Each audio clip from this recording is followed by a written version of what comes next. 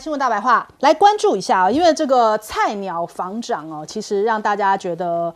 我们字卡还没有还给我。菜鸟房长，我现在要讲的是美国的赫格塞斯因为现在大家看到说他一直在失误不断的情况，而且又争议连连所以他在这个 Signal 上面，甚至把胡塞武装组织的飞机目标跟时间全部都这样子大咧咧的就这样发送出去，根本就已经危害到美国士兵的安全。如果一旦这个资料外泄的话，所以现在已经有一些美国的退役少将跳出来在指控这件事情就觉得太不用心了吧？他说呢，我的父亲在胡志明市的小径上面执行夜空拦截的飞行任务时候阵亡。现在来了一个海格塞斯他泄露的讯息可能直接导致一名美国的战斗机飞行员的死亡这事情不能小觑那其实现在还被陆续爆料，他在开机密会议的时候还带着他的老婆去，他的老婆是福斯新闻的制片所以也算是过去是跟他一样是同一间公司的这个同业那这种敏感讯息是可以由这样子并非一个国安身份的角色一起来听的吗？那现在白宫对于赫格塞斯的这种表现虽然是力挺可是川普的盟友们却是私下直摇头，认为这接下来还会闹出更大的事情那共和党的一些鹰派甚至五角大厦的官员认为说赫格塞斯在这起事件当中搞砸了，未来一定会重挫他领导的国防部就是他的威信会让人存疑。那另外这个菜鸟房长去到了菲律宾，他跟小马可仕见面，在周五的时候见面啦，他就小马可仕讲说，称赞美国作为维护印太地区特别是南中国海和平的最大力量发挥了关键作用。赫格塞斯又说这个赫祖是全球所需尤其在这个地方，特别是贵国考量来自这个中国大陆的威胁，美国无意寻求战争那川普是和平的缔造者，说是这样说啦。那他们现在双方同意在巴丹群岛举行美菲特种部队的训练，那这个岛呢是在菲律宾的最北端，大概距离台湾是142公里但是大陆的回应也很强硬他说美菲间任何合作都不应该针对第三方或者是损害第三方的利益，更不应该渲染所谓的威胁、挑动对抗、加剧地区的紧张。所以中国大陆也被拍到了这个轰6战机已经进入到了南海路透社已经有这样子的消息报道出来。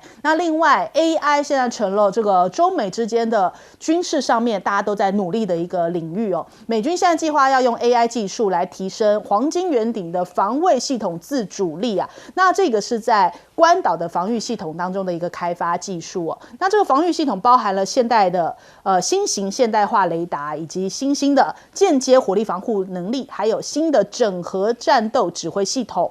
那美国呢还针对大陆的 AI 以及军事技术的发展扩大了这个贸易黑名单，希望能够借此来抑制中国大陆在 AI 以及这些先进技术上面高超音速导弹这些技术领域的发展那我们看到了这一位杨明杰他是中国现代国际关系研究院的院长，他就是说呢，暗批美国啦 ，AI 不应该是由个别国家来主宰那现在全球合作不能共存共赢AI 引发的安全挑战有3个面向需要考虑AI 其实它是这个AI 空间的超级大国，有的国家想要去主宰技术，但是呢，这样子用技术去制裁别的国家，想要确保你在 AI 领域的独立跟统治地位。那其实这种做法是不对的，已经开发的国家跟开发中的国家在 AI 上面的这种差距这不应该是由你来作为一个限制，应该是大家一起来做努力的。这首先我们来请教一下彬哥。我觉得赫格塞斯这次当然是犯了非常严重的错误，因为一开始大家把矛头指向那个国安顾问叫做那个沃兹对，然后结果因为他自己莫名其妙把那个总编辑拉进去，这个照理来讲你根本不应该拉他进来，那这个当然是犯了严重错误。那他也说他会承担责任，可是看起来川普并没有打算对他做出任何处分。那可是问题是赫格塞斯犯的错误其实比他还严重。为什么还严重？因为这是一个很多人会看到的，虽然他是加密群组没有错，但他是很多人会看到的东西。你怎么会把作战计划 po 上去？作战计划怎么可以 po 上去？对，这个他连一点基本的保防概念都没有。那你以为只有他如此吗？其实我相信川普政府内一大堆人都是这样。为什么？因为他们过去都不是政府官员啊，他们可能来自商界、来自学界、来自各个地方，他们的生活中其实没有这一类概念。所以我觉得川普这任政府恐怕会让其他就是这些有心的国家或者有心的组织想要窃探他们机密、刺探他们机密会变得非常容易。因为这些人缺乏保防观念，这是非常糟的。那现在出了捅了这么大的篓子，川普大概还不想处置他，因为川普大概自己也觉得这没什么重要。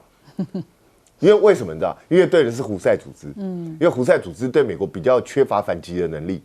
可是川普有没有想过，如果今天是泄露对中国大陆的计划呢，或是泄露对俄罗斯的计划呢？那请问一下，会招致什么样一个后果？所以我觉得这个事情不可以儿戏的。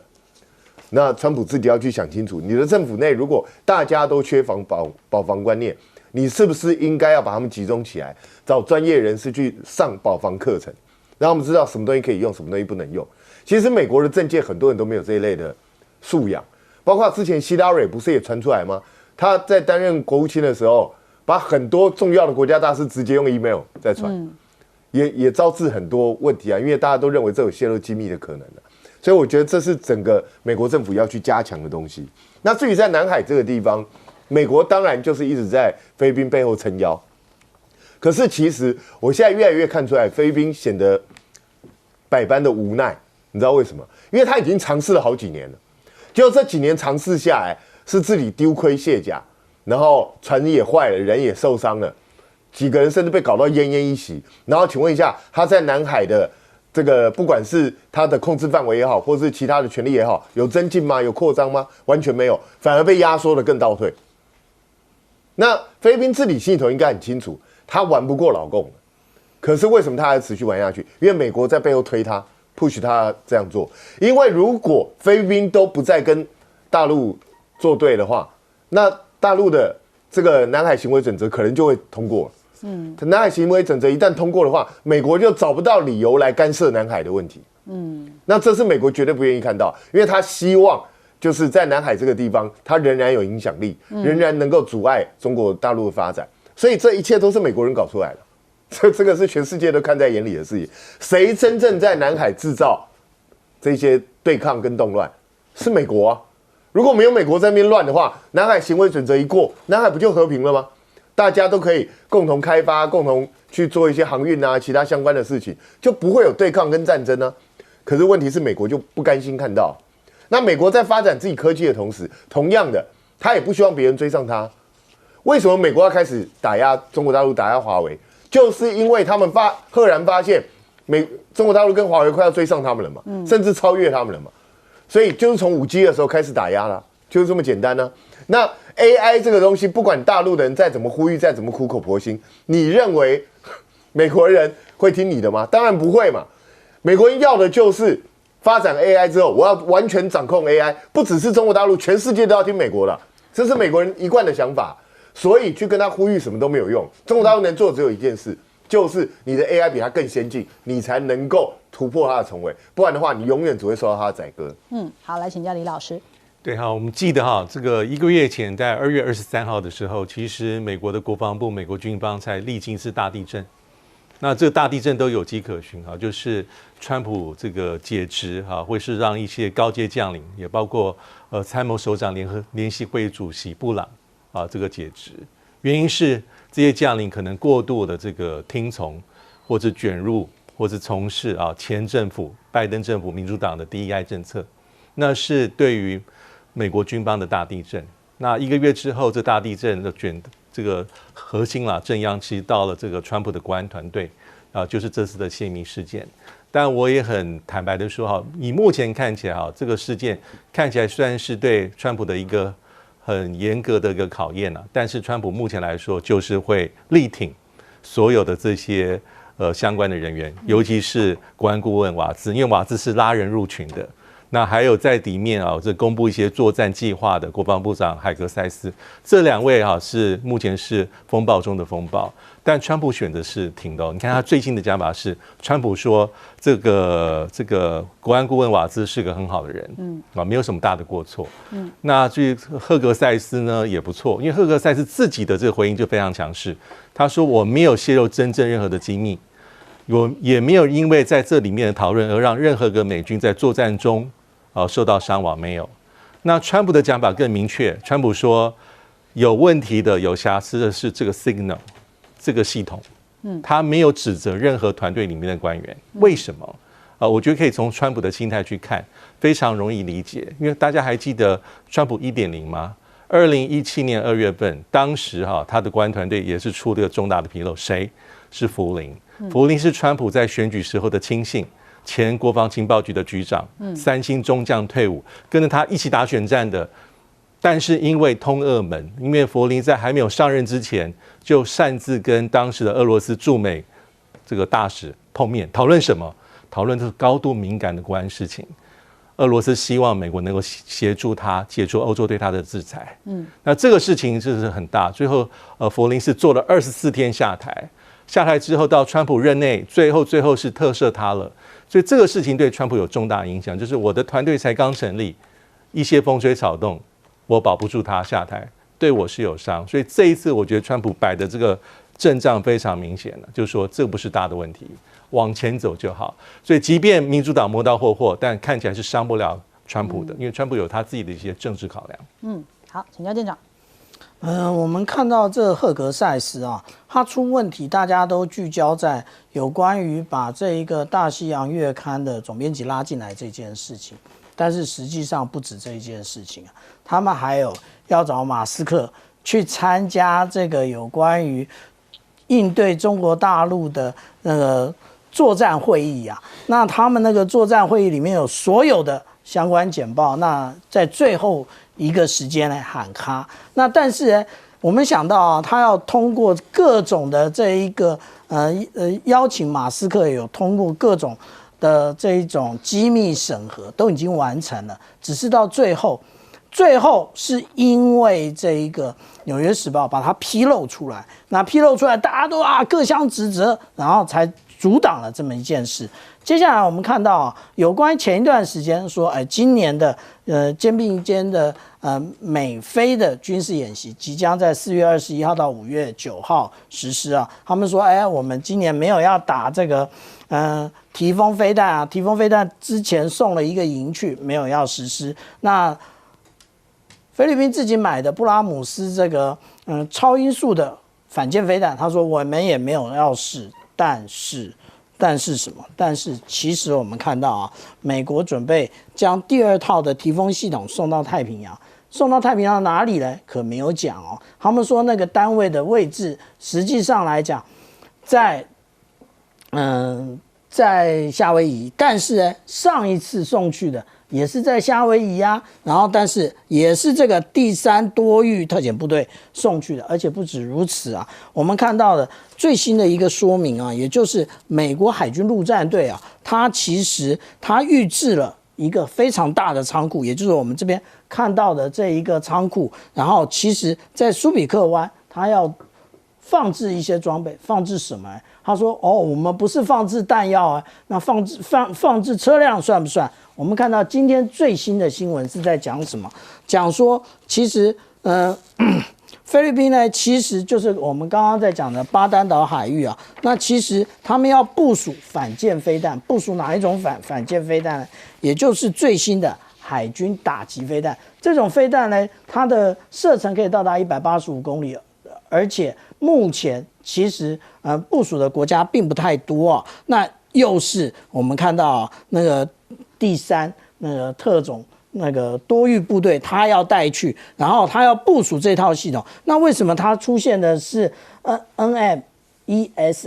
我们大家如果仔细看这张图的话，我们就会发现它在驾驶的这一个部分呢，其实没有人。它是无人车，这个就是重要的部分。那至于说黄金穹顶的部分，那也就是我们看到在1月27号的时候，川普签署了这一个行政命令，他要把铁穹系统部署到太空。那但是这个铁穹不是以色列的铁穹，其实我们如果仔细的看这么一个计划内容的话，我们就会发现它其实也就是所谓的星战计划的重新复辟。好，我们先休息一下，广州马上回来。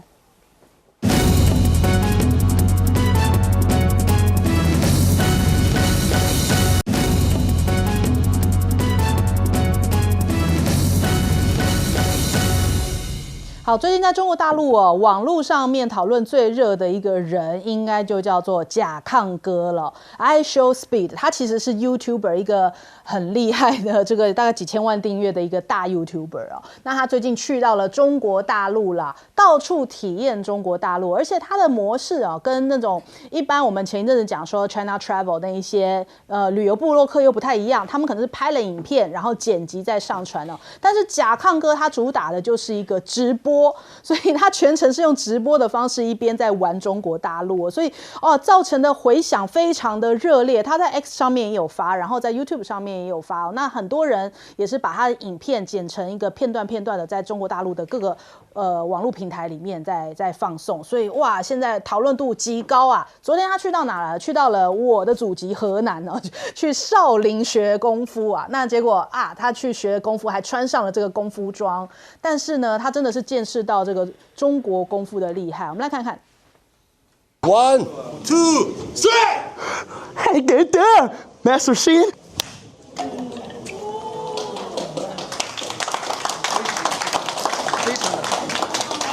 You don't feel that? You don't feel that?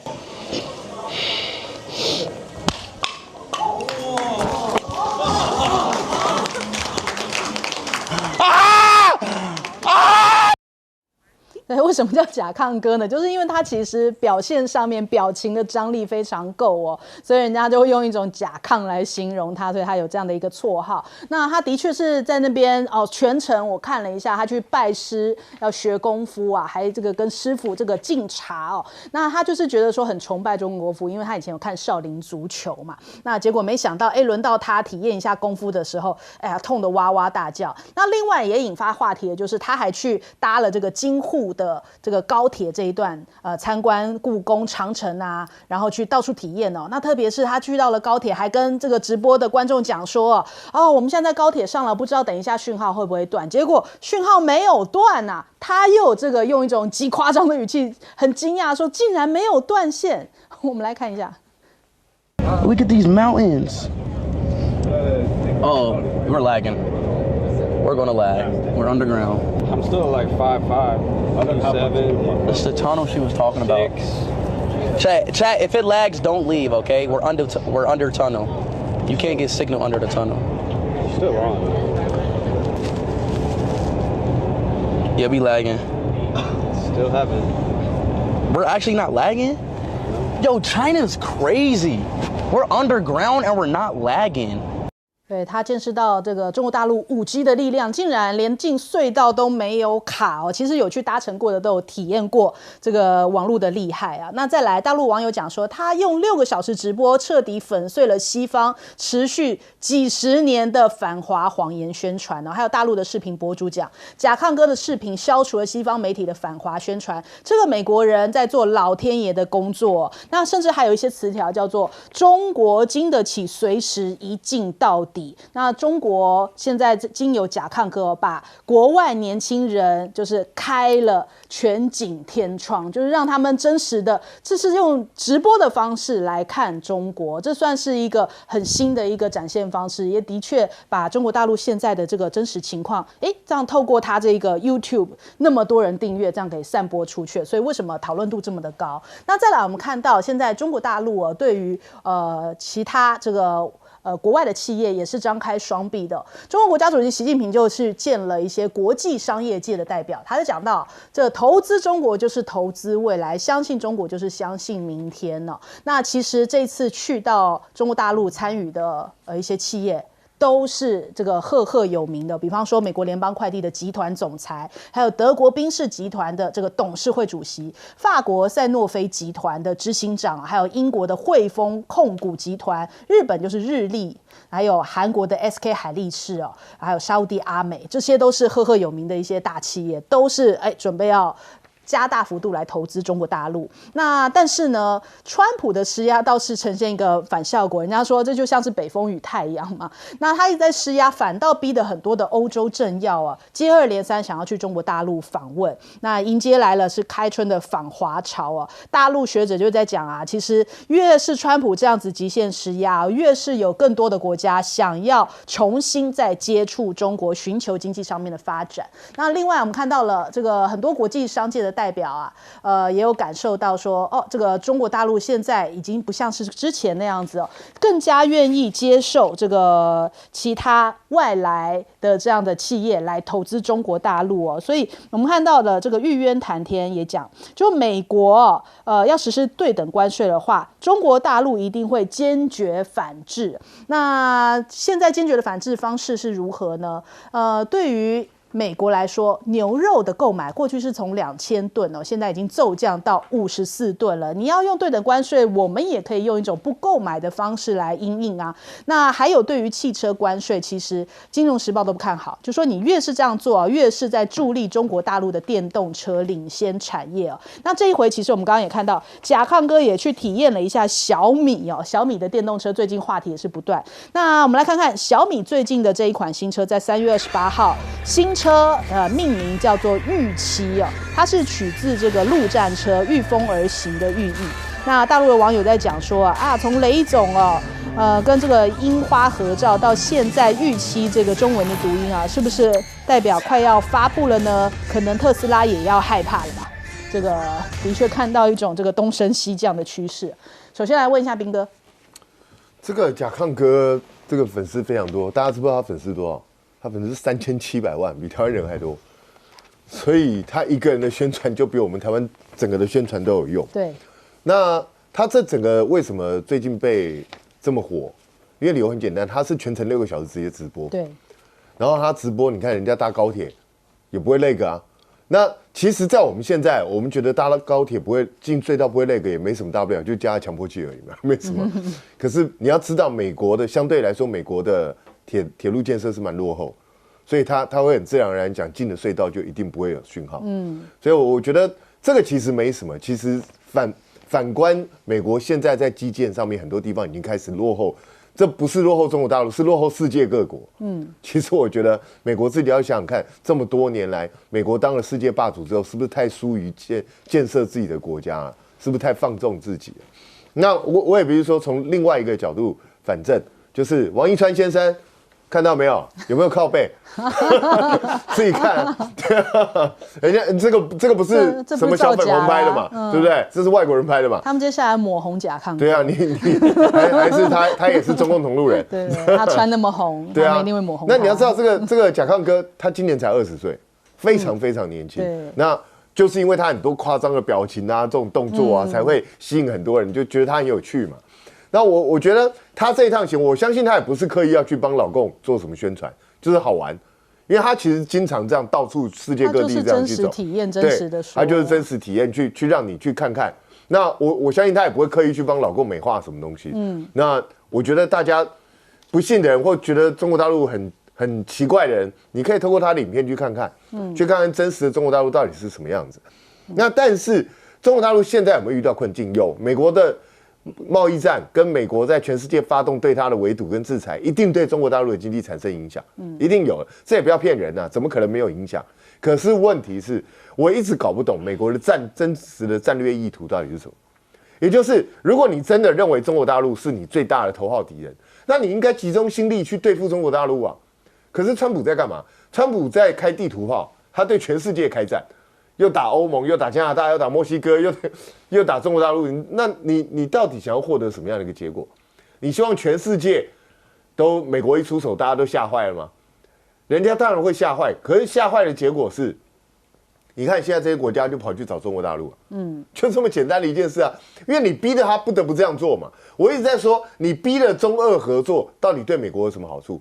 那现在你逼的中国大陆跟欧洲又重新开始相连。那美国到底想要干什么？我觉得美国自己要想清楚。好，请教李老师。我也蛮同意啊。就是目前川普你最重要的这个战略目标是什么？我觉得大致2条路，一条路可能比较像川普所想的，就是矫正所有对美国不公平的政策。在经济上，美国要大量的能够占到便宜，把过去的这种不公平把它矫正。但是传统上，至少从川普1.0，大家会认为说，有一大派的美国这种怎么讲精英啦，尤其是在这个决策圈里面，会认为说头号对手就是中国大陆，要打赢这场这种战略竞争，长期的战略竞争，而且不是1天2天，要想方设法在外交上、战略上、军事经济是一个下的大棋。但因为目前川普主要事情还是川普自己是非常执着于这个关税了，他认为关税不只保护美国产业，还可以创收，还可以作为施压对手的筹码，3合1的好处。但是在这样的一个指导之下，就会有一些水土不服的地方。我们看到加拿大最错就他，第二个欧洲。欧洲跟美国过去有没有吵架？当然也有，但是会像这样子面到这样的状况，应该是非常非常的罕见。所以现在欧洲这个的做法就会让人这个非常的好奇了，因为过去在拜登任内其实美国是非常拉拢欧洲的，对不对？要去想办法围堵。但现在看到欧洲很多国家可能讲话的口径也出现一些微妙的变化，就有点在做一个战略上的避险。就不会跟美国这么这个亦步亦趋。那尤其是过去当美国会比较讲究这种理念价值观的时候，它又是一个很隐性的这个结合点，尤其跟欧洲传统这些大国有一些共通的语言，包括一些所谓的进步价值。那现在这些川普大概都弃如敝屣，不重要，因为它不是美国实质利益，所以有这么多的一些考验，所以很麻烦。还有一个更重要的地方，就是在以上所讲的状况之下，所以川普很多作为就是不分亲疏。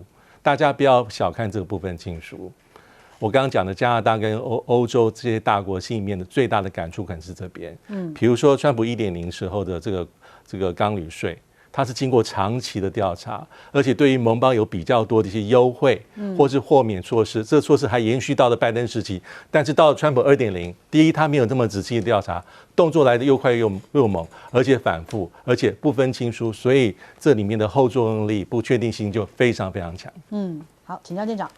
我们看到啊，这有关于习近平主席他会见了国际工商界的代表啊，刚刚罗列了这么多啊，其实中间啊还有一位，那这一位其实很具有代表性啊，他其实也就是三星的会长李在镕。那也就是说，现在连三星都已经动心起念要前往中国大陆投资了，那只有我们台湾台积电到美国投资，那这条路到底是对还是错？那现在我们还不知道啊。虽然我个人认为是错的，但是10年后我们就见真章了。那我们看到这么多的代表啊前往中国大陆开会啊，那其实中国大陆自己也有非常多的这一些企业代表，例如说蚂蚁集团啊，或者是小鹏汽车，或者是我们看到那个专门跳那个扭秧歌的宇树科技，它的创办人同样的也去开了这么一个会议啊。那在这个会议里面，不只是习近平主席的会见而已。其实我们看到啊，之前意大利的参议长在中国大陆，那现在呢，在中国大陆的是葡萄牙的一个外交部长，然后到4月的时候，西班牙的一个总理他也要前往中国大陆。为什么现在大家都前往中国大陆，只有我们台湾把中国大陆视为一个境外的敌对势力啊？那我们到底有没有桃花派系？这是一个问题啊。那但是我们这样讲啊，那个大陆的国务院副总理何立峰，他会见这个欧盟的贸易代表的时候，他讲得很清楚啊，也就是中国愿意与这个欧盟一道啊，其实妥处这个经贸的分歧，因为大家其实要赚钱，然后当然都想保护自己的企业，然后都有一些关税，那这些大家可以坐下来谈判，然后共同抵制什么？抵制单边主义和保护主义。这里大家不觉得很耳熟吗？就是针对美国而来，针对川普而来。所以我们这样讲啊，其实截至今年为止啊，这个中国与欧盟它建交了50周年，可是我们看到其实他们都在原地踏步。之前是被美国阻碍，那现在美国这一个事实上他们慢慢的就是很特殊的这孤立主义，然后把所有的欧盟国家通通都得罪了。那得罪之后，然后用关税很高的关税来进行对于贸易的保护啊。那在这种情况之下呢，那我们就看着。其实以前的中国大陆跟俄罗斯为什么上不封顶？是美国干。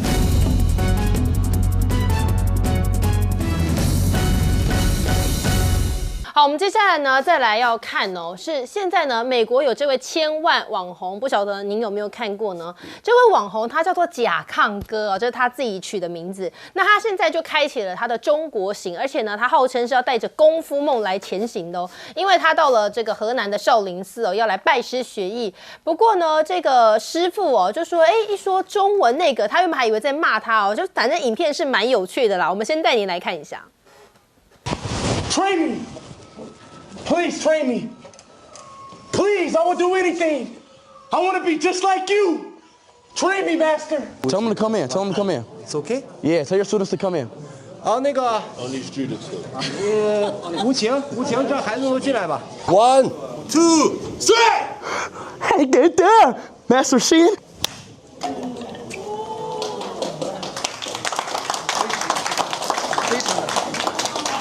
You don't feel that?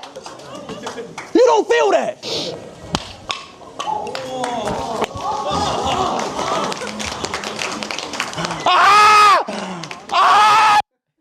好，这段影片呢，在这个网络上呢是爆红哦，而且呢，甲亢哥啊，他不只是刚刚你看到这个有趣的画面哦，他最后呢，甚至也在少林寺来登台，那表演的呢是他的这个后空翻的绝活。你看到就是我们现在为您播放的这个画面哦，他在拜师学艺之后，当然是自己稍微学了一些，所以呢，他也在少林寺就登台，这个是他的后空翻的技能哦。那很多网友就很惊叹啊。说，原本还想说，你看刚刚他被打到倒在地上哀哀叫，结果现在呢，一表演起来，看起来还似乎真的是有模有样的哦。那他当然也是表达着他对于这个功夫梦的学习热忱。那当然呢，这个甲亢哥呢，他也坐在中国的高铁上来直播，他很惊讶，为什么呢？因为他可能过去啊，在受到的环境啊，接受到讯息，而觉得说，怎么可能会有一些讯号呢？没有想到哦，进到高铁的这个隧道之后，竟然还有隧道，而且就算他在直播，画面也是很 OK 的。再带你来看一下。Look at these mountains. Oh, we're lagging. We're gonna lag. We're underground. I'm still like 5'5", 7. That's the tunnel she was talking about. Chat. If it lags, don't leave. Okay, we're under tunnel. You can't get signal under the tunnel. Still wrong. Yeah, we lagging. Still haven't. We're actually not lagging? Yo, China's crazy. We're underground and we're not lagging. 好，你可以看到这甲亢哥非常的惊叹。那刚刚这些画面呢，让他 po 在抖音上，光是一个礼拜哦，涨粉100万呢，很惊人。而且呢，这个直播呢，破千万人次观看，甚至呢，粉丝数已经来到了157万了。甚至有些评论就认为说，这个某种程度上代表什么呢？甲亢哥提供了另一种视角啊，他给一些其他国外的年轻人开了一个全景天窗，也就是说呢，他透过直播让你直接的来看到哦，你不是二手消息了。所以呢，甲亢哥啊，在上海啊、北京啊，他有一个6小时无间断的直播，立刻就抽上了YouTube 全球发烧影片的1、2名，比他在其他国家哦，他播3、4个小时的直播还要更久。那他就说啊，是把真实的街景呈现在这个，因为是 YouTube 或者是抖音嘛，都是很多年轻的观众会来使用的平台。这也是呢，很多全球，如果你是反华媒体，本来可能营造说中国啊到这边是很封闭的啊，或者是污染啊，基础建设很落后啊，但这个形象透过这个甲亢哥他的直播就会瞬间崩塌。发了。那有人就很酸啦，说甲亢哥光是6个小时的直播，一下子就让美国有16亿的反华经费，因此打水漂了。好，那我们当然也看到哦，除了是一些基础建设啊，大家很意外之外呢，习近平呢现在也是来大开大门哦，希望可以拥抱外企，因为他就强调说呢，他利用外资的政策是没有变也不会变的，所以现在就是希望说呢，和中国同行喊话，就是你可以跟机遇同行了，所以他也会见了超过40名的外企代表，包含德国啊、法国啊、像宾士啊、日本的日立啊这些很知名的企业，而且还说大陆将会以降低市场进入门槛作为一个重点哦。其实讲白了就是进一步的要来开放，希望这些外企都可以到中国投资。好，彭博就分析说，你看起来这美中政策似乎也形成了一种对比哦。他就说去年呢，只有会见了大约20名的商界人士，而且大部分呢还是来自美国，而今年出席人数你可以看到增加了1倍多，甚至习近平还邀请媒体到小房间来发表整个谈话，加上呢经济领域啊这些官员也都参加，这显示什么？就是中方对于这件事情非常的重视，跟川普的美国优先形成了强烈的对比。好，那所以呢，现在大家看起来就是贸易战要来开打嘛。美国呢就被指说，如果呢川普现在要用关税来作为他的竞争工具的话，那当时呢，他在第一任期的时候，你可以发现他的关税政策比较是针对单点、针对大陆的商品，但是在这个任期，不只是大陆的，它已经变成是包含其他的跟各个国家间的利益哦，他就用这个来当做筹码。好，所以那我们既然要硬碰硬啊，是不是北京方面也不忍了呢？北京官方就说他们对美国牛肉企业的注册几乎3月16号就要到期了，所以呢，美国对中国现在牛肉出口量几乎是0，他可能要拿牛肉来开刀了。那另外是呢，美国的商务部长之前就扬言说，他们为了要防止 AI 镜片违规出口到中国，所以呢要大幅增加罚款。好，那你不给我的话，中国自己来研发嘛。所以呢，蚂蚁集团呢，他们就在这个 AI 的领域啊，持续希望可以取得突破。那最新是说呢，他们成功利用阿里巴巴和华为制造的晶片哦，也降低了 AI 模型的训练成本哦。哇，这个成本差非常多，下降到508万人民币，减少大约有20%哦。就说我可以比较低廉，我也可以有本事来自己制造，我不用再靠你了。来，帅将军怎么看呢？说这个甲亢哥的影片，大家当然看了很好笑啦，可是是不是也提供给观众另一个视角？笑是一回事了，因为他黑人呢，一般都对 Chinese 功夫啊非常迷了。对。多年前我们到美国去做那个 Greyhound Bus， 一大堆黑人，他看到我们华人不大敢那个，因为 Chinese 功夫跟 Bruce Lee 啊，对他们很有影响。对，所以这个不稀奇。我现在关心的是中美的贸易作战，因为这2个国家真的军事上不会打大战的，但是贸易打的是血流满地。这个川普啊，千不该万不该。其实美国经济也有问题，中国大陆经济也在通缩了，大家都有内在的隐忧。他偏偏搞一个全世界的关税会议，这个关税一打，不止打到外国人，自己美国人也被打到。因为什么？你不准汽车进口是一回事，你连零件都不准进口，我请问美国的汽车厂怎么办？他要搞电动车，他要不要买中国的电池啊？这零件是全世界的通货，你知道吧？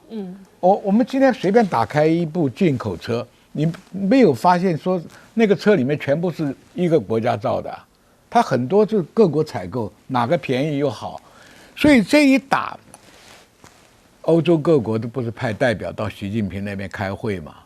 那习近平这个时候正好招降纳叛啊！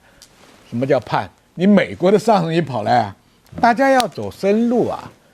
做生意人是不能说让他年年亏损啊，尤其大企业，他一看5年10年了，所以你这个关税这样搞得人心都乱了。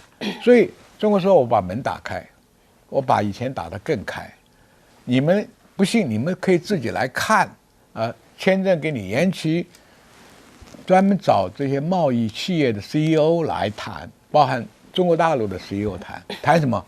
我们还有什么生意可以做？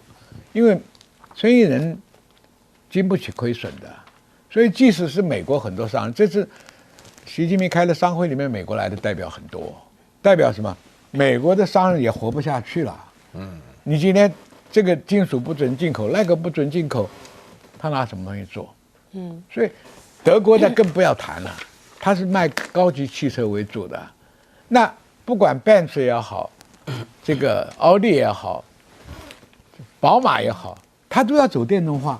走电动化就要买中国的电池啊，因为中国的电池续航力长，充电的快。哎，你还有什么电池跟它比呢？你在那个地方充电，一充10分钟，1个钟头2个钟头，我干嘛啊？它现在5分钟让你就可以走了，走400公里。所以这个问题哈，货比货是最可怕的事情。我价廉物美，性价比高，所以这是中美大战。表面上看川普很得意啊，这个给你加，那个给你加。他现在我的感觉，他好像是在一个四面都是3倍的地方喊，听到了回音。什么回应啊？American Great Again， 结果只有一个回应 ，Again， 都是他自己，就是跟你对抗，又来了，又来了。所以这个问题就是说，它比我们讲的商人跟商机是差不多的。到底鹿死谁手还不一定。但是有一点我可以确定，中国人挨的功夫比你强。肯定的嘛。美国人你过惯好日子，你能比我扛吗？住吗？由奢入俭。哎，我们这十几亿人口，可是当年从民工一路打上来的。是的，对不对？来，岳老师。我很羡慕这个黑人的因为我熬了7、8年的话呢，才100万抖音粉丝，他搞了7、8个钟头就有了很羡慕。为什么呢？因为我觉得这个基本上我们平常干的都是一样的事儿。我们觉得大陆在发展的各方面来讲的话呢，我跟你讲你到了西方国家，包含欧洲跟美国没有看过这么干净的啦。也没有这么有秩序的啦，你爱穿什么的话呢，也没有人会骚扰你的啦。白天晚上24小时出去玩什么的都没有这种不安全的地方。你要不要这种安全？你要不要这种舒适？你要不要这种干净嘛？所以说我们这个 Speed 它这个叫什么甲亢我不知道这名字哪来的甲亢哥。它基本上的话呢，他所做的事情就是司空见惯。但是我觉得10天免签证真的发挥效用了。很多人一看以后，想到中国去玩一玩，因为这个现在机票不是很贵，以前贵的是要办签证很麻烦，对不对？现在人家就可以看到。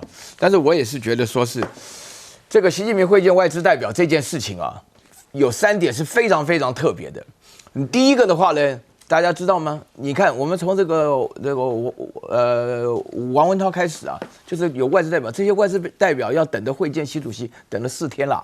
从上礼拜开始就有这个消息了，为什么等这么久呢？因为大陆要想一个对策真的是要让子弹飞一会。为什么要想个对策？因为这个情势太复杂，他要等到川普宣布所有的汽车都要加25%关税。你看，就刚好等到马上就开了这个会的时间，这是第一点。第二点的话呢，我觉得这个当中的话呢，不但是欧洲国家、日本、韩国，连美国的企业，他们在这种新任的这个总统这种60多天的搞法下来讲，真的是没办法，非找一条出路不可。这个出路的话呢，就是要找到中国来，所以说人数加倍，而且在这边的话，愿意大家自己凭良心讲如果说是没有出现这个川普做这么大的改变的话，那这种表现的话呢，实际上的话呢，都是要冒很多风险。现在既然美国现在对加拿大的态度简直是疯了一样，我说的良心话，那个马卡内都觉得说这莫名其妙。他们虽然没有热战，但是其实已经恨透了那这样子的话呢，里面是出现所有的借这个机会要加大对中国投资。然后第3点，我觉得非常重要，因为习近平也讲了，说有3000万个机会工作机会是外资投资的。那他讲说投资中国就是投资未来。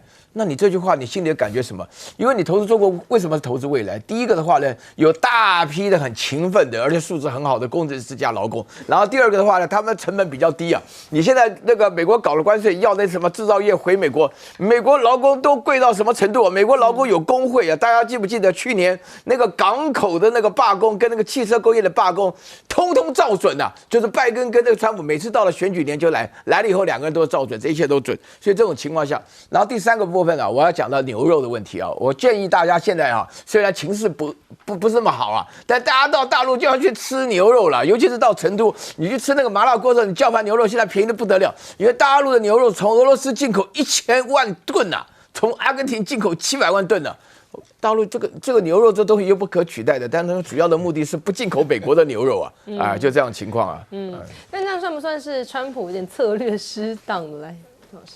哎呀，讲到川普，美国这阵子真的，川普当然做了一个他认为应该做的事情，可是也得罪了很多原来的朋友。更重要的是，他的很多作风刷新了、颠覆了原来大家对美国的看法。但是另外一个极端是，中国大陆现在一直开放，特别是最近啊，习近平带头，他为了一定程度上解决他们的经济的问题。过去很多外资都跑了，然后美国这个疫情，再加上美国的各种各样的打压、各种限制，可是现在自己美国出了很多问题啦，人家是有策略的，然后接近这个前阵在那个中国发展高层论坛在北京，700多个外来的，80几个高层的企业家都参加了，那习近平亲自出席，散放了这个讯息。不止这样，现在杭州是变成他们的创新之都，苹果的库克就那边去了。以前他去那边是看他的这个生产基地，现在杭州已经是一个创发研发的很重要的地区。不止这样，还去那边喝茶，文化的东西都在改变对中国的形象。那甲亢哥这个不是高层，他是一般，他这种网红，那带来那个效果最大。高铁里面那个是最戏剧性的，几乎我看到很多外面人到中国大陆去，都被他们的高铁震撼，因为过去。对中国大陆被妖魔化，他们形象中都是很糟糕的，所以这位老兄讲说，那到处都一样嘛，一进隧道一定就卡了嘛，然后一定就没有讯号，哪晓得中国大陆这个东西可以一路畅通？我们可能很觉得习以为然，大陆的朋友可能也觉得习以为常，这个是很不容易。而这个时候透过一个外来所谓的美国的一个先进的，当他就被惊艳到之后，他那个震惊啊！你说少林寺那个当然有多什么武术，这个都，我看这个人是学过一点武术基本功啊，要不可能那么。但重要是中国大陆的建设跟发展打破了过去长期被污名化、被妖魔化那个形象。那刚刚讲东升西降，你这个美国自己本身自己破坏自己形象，那中国大陆从过去被讲的那么差，忽然间发现说，反差这个落差很大，这个一来一往啊，实际上是影响非常非常大的。不止这样啊。我看这2天啊，要前台积电2个高管，一个这个蒋尚义跟林本坚，他们在新竹发表个新书。那林本坚就讲说，一直打压，一直这个压制中国大陆的这个芯片发展是挡不住的。才讲，我看前天上海有一个半导体一个发表会，忽然间来一个叫做好几个山的计划，5山计划，什么武夷山、长白山，还有我们台湾阿里山，他们有一个叫做新凯来的，大量一下子发布了很多他们的新的创发的。而且就等于是新的光刻机已经完成了，它当然没有整机，可是这一部分全部凑起来是非常惊人的发展。就是明明知道压不住，而且越打越强，这个就是最关键的。中国大陆的变化已经产生了。对，刚刚讲到变化产生，持续来关注。好，接下来镜头我们带大家看到是在菲律宾哦，这个杜特地啊，终于过生日，可有点淡淡的哀伤，因为没有家庭团聚。他是持续在海牙居留，是过他80岁的生日哦。但是呢，在生日集会还是有一群很支持他的人走上街头哦，是有主办单位号称说有15万的支持者涌入的地方，这里是达沃市哦，在街头说要来帮远在海牙的杜特地要帮他庆生。那诉求呢，就是希望说国际刑事法庭的居留中心可以把杜特地遣返回菲律宾。但当然啊，这里看到呢，这个满满的密密麻麻的人潮，而且他们都高举的这个旗帜啊、灯光啊，就会希望说呢，要来除了祝杜特地生日快乐之外呢，也要表达他们的诉求。可是也有一群反对者，他们是在马尼拉的部分地区也举行了示威的活动。好，那另外在欧洲的部分呢，也有是来自菲律宾的移民，他们要前往荷兰的海牙，就是要求说可以释放杜特地。至于中国方面呢，说是对于杜特地的支持哦，还是一样的。像是呢有一张中国媒体啊，就转发了全球向杜特地致敬的这个贴文。另外在社群平台上现在流传，而且呢很多的社群媒体啊，在贴文当中也把副总统萨拉直接称呼他就是下一任的菲律宾总统。但随着呢现在杜特地倒台哦，是有评论就认为说，有没有可能小马可仕也会在菲律宾的选举面临到反弹呢？因为说对小马可仕来讲，目前目标明确，就是要在选举中取得好成绩，同时让杜特地被定罪。但是小马可仕哦，他想要巩固主导地位嘛，这有助于确保说什么，他对副总统萨拉的弹劾审判可以顺利进行。那简单来讲呢，其实小马可仕跟杜特地哦，他就认为说呢，背后2股支持的势力哦，一个就是美国，一个就是中国嘛。所以现在呢，在美国防长赫格萨斯呢，他即将就要访问菲律宾了，而且呢，这个训练计划，他们说还要有美国的特种作战司令直接和菲律宾的特种部队来联合执行。这项训练呢，他们号称是要提升两国军队的一起作战能力哦。但是你当然看到有菲律宾人，他们就上街抗议啦，说这是代表什么？美国军事介入我们吗？是想要来介入我们来对抗这个中国的侵略吗？所以呢，也有很多这个民众他们是上街头，而且呢举这个标语哦，同时呢也焚烧了美国的国旗，表达他们的不满哦，认为说呢，现在美国人怎么会连军事也要来介入我们，也要干涉，把手伸进来呢？所以他们就是认为非常非常的不妥的。那大陆外交部呢也说，一直以来啊是在南海纵容盟友挑衅滋事的就是美方，还奉劝菲律宾不要以美闹海。在南海的争议不休的情况之下呢，就有说解放军南部战区呢，他们也说菲律宾频繁呢邀请外国在这个地方来组织联合巡查，这是一个散布非法主张，这可能会破坏这个地区的和平。好，就在美国的防长访问菲律宾前夕呢，竟然发现中方也有这个战略轰炸机就现身在南海。那当然，中国方面没有公开宣布这个消息，只是这照片一出，也是一个恫吓意味十足。而北京方面呢，释出这样的，就是要代表说，告诉你，我们也是有先进的军队哦，也可以对美国有进行远程打击的能力哦。你不要以为我们就拿你没有办法。好，那当然美军自身呢，可是要怎么来防御呢？现在自身问题不断呢，因为一架美国的空军 T-38训练机啊，竟然说呢，在离地面大约243公尺的时候掠过达美客机的上空，也就是说呢，差点就要撞上了。而且这个夸张的是什么？事件发生不久之前，1月31号，同一个机场也才发生说有黑鹰直升机和客机相撞，怎么完全没有汲取教训呢？又来发生了。那另外是呢，还有10多名的空军现在呢是来这个表示说，有一些相关的他们这个 signal 门的丑闻呢，也惹怒了美军的战斗机的飞行员他们痛斥说，你把一些相关的讯息提前外泄，这根本就是要害死这些飞行员吧。好，我们先请教帅将军怎么看说这个杜特地生日这一天啊，但是后续引爆的效应还是不断。这是小马可是自己搞出来的马蜂窝嘛？你不敢自己明目张胆、正正堂堂去审查这个杜特地，就暗中使坏，联合了国际法庭，由菲律宾的警察把他飞机送到海牙去。这个让菲律宾老百姓很看不起你。菲律宾本来就是2个家族的政治家族，一个是马可斯家族，一个是杜特地家族。今天杜特地家族放出来几个讯号，都对马可斯很不利。你爸爸死在美国，我让你光荣回国葬，这是一个favor，对你很大的恩惠。今天你是这样回报的吗？所以菲律宾人就看不起小马可斯的做法。那小马可斯有名的是亲美派，对，所以美国一定要想办法表态来支持一下。可是美国的这个部长来啊，他发现不行啊。这个菲律宾对他并不是很欢迎的，所以除了见小马可斯在他的这个官邸以外，就跑到美国基地街上他不敢去啊，因为示威的很多。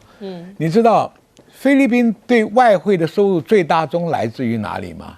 菲佣，香港的菲佣，阿拉伯的菲佣，全世界的菲佣。这次杜特地的妹妹为什么到海牙？那边好多菲佣在那里，要为杜特地过生日啊！这个他们还发起一个运动，1个礼拜不寄钱回国。这个就对菲律宾让你的外汇受到大冲击，因为他们主要收入是来自于这个嘛。你卖点芒果什么东西，你卖不到多少钱嘛，都是靠赚钱回来。菲律宾就是一个香蕉一个芒果嘛，所以这个外汇马上就反映了很多。菲佣的家庭会不会为这个也反对你啊？所以现在有人称他妹妹为未来菲律宾的总统嘛，就可以预判，小马可斯想尽办法就是说要修宪，能够让他连任。这一招搞了菲律宾说这违反传统，违反民主，对他更不利。所以我觉得小马可斯的大脑是有点问题啊。他还要玩政治啊，他真的玩得不聪明啊。所以我讲他这一次可能就到此为止了。对，这菲律宾的问题也衍生成这美中角力吗？休息一下，我们马上回来。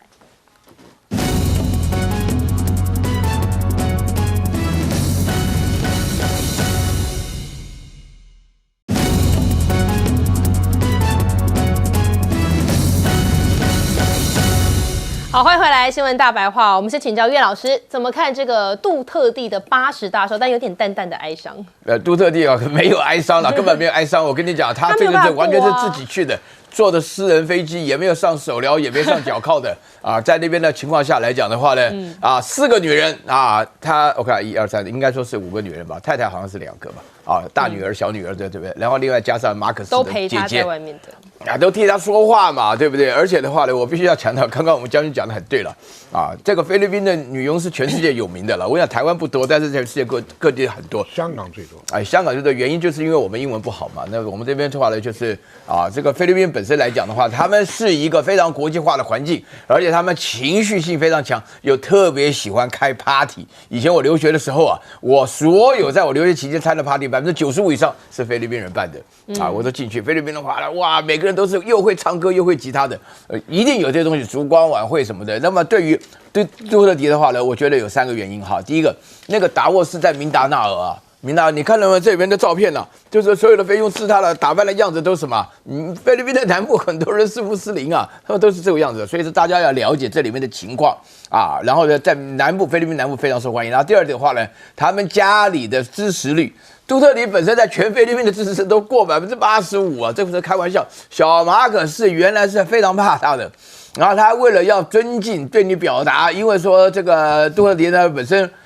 是非常符合菲律宾的传统。菲律宾传统的话会觉得说换来换去都不好，原来马可斯很好，然后他把他女儿给，所以说现在小马可斯的副总统就是他的女儿莎拉。原来讲好是当国防部长的，突然一下变成教育部长了。你想想看，这个顾立雄如果说国防部长当不成，变成教育部长，这个意义差多大，对不对？所以大家可以了解。那第3点的话呢，我觉得杜特迪做的事情他要反对3个对象，他反对小马可斯不用问，因为前阵子莎拉他的女儿讲说就是说他有可能被马可斯杀掉如果被杀掉，他已经准备好杀手要杀掉马可斯，这个话都讲出来了。然后第2点的话呢，他基本上是有名的反对美国。我不晓得大家记不记得杜特迪讲话的时候，仔细想没有乱讲，他就说，因为在菲律宾你要选票的话，你要敢骂美国，你就有选票。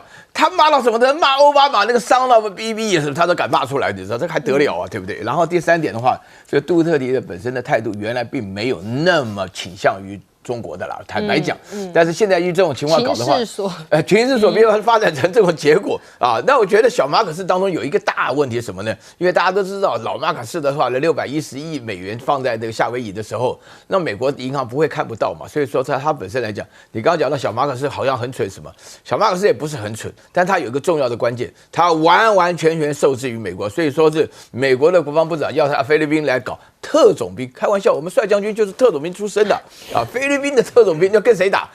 菲律宾的特种兵要跟谁打？还要想跟解放军的特种兵打，这怎么可能的事情？因为这里面说明了一个重点，就是说美国想要拿菲律宾当这个诱饵要在南海引发跟中国的对抗，然后菲律宾跟中国对抗，那跟像台湾的情况一样。但是菲律宾的话呢，哪有这个能力他们自己也知道，他们每次在南海闹事的时候，重点不是获胜，重点是摄影记者一定要把影片拍好，然后发出去。那这个叫什么闹事嘛？所以说，我觉得说他也玩不出什么新把戏来。好，更多的国际焦点马上回来。太厉害了。